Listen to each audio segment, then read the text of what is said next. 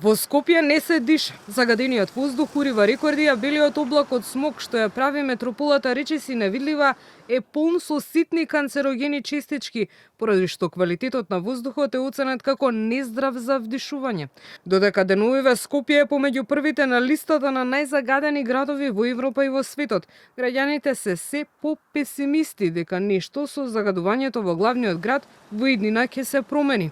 Некои кои не одминуваа на шега ни посочија дека почнале да дишат на шкрги и дека спасот го бараат на планина. Што да ја кажам, тераме се, нема излез на планина, нагоре се грее сонце, имаме викендички по села, треба да ги посетуваме. Тешко, потешко, налично ние во години кои се повеќе, уште потешко го сеќам.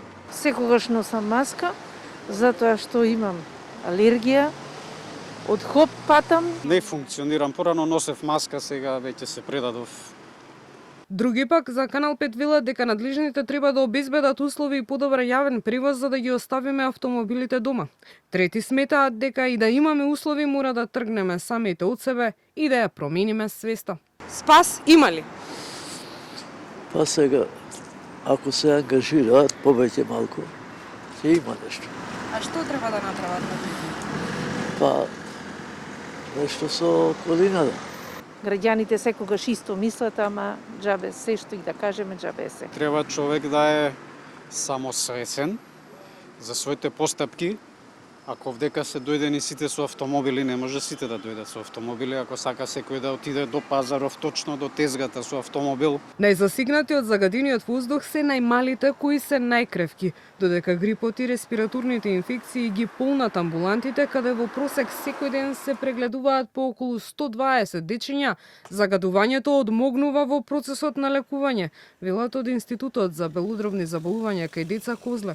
Што треба да прават родителите? Родителите треба да го следат нивото на, односно квалитетот на воздухот, присуството на PM10 частичките и PM2,5 частичките, кои што се страшно штетни за респираторниот тракт и за општата состојба на децата, да внимаваат кога ги изнесуваат надвор, да ги проветруваат просториите, особено во утринските часови и во вечерните, и секако кај поголемите деца препорачано е носење на заштитни маски.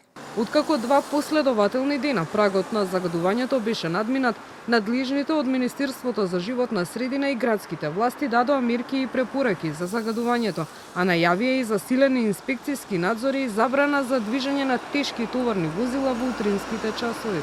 Препораките се бремените жени и хронично болните да се ослободат од работа, да се редуцира времето на работните активности на отворено, а да се зголемат и контролите на градилиштата, но и инсталациите со А и Б интегрирани еколошки дозволи.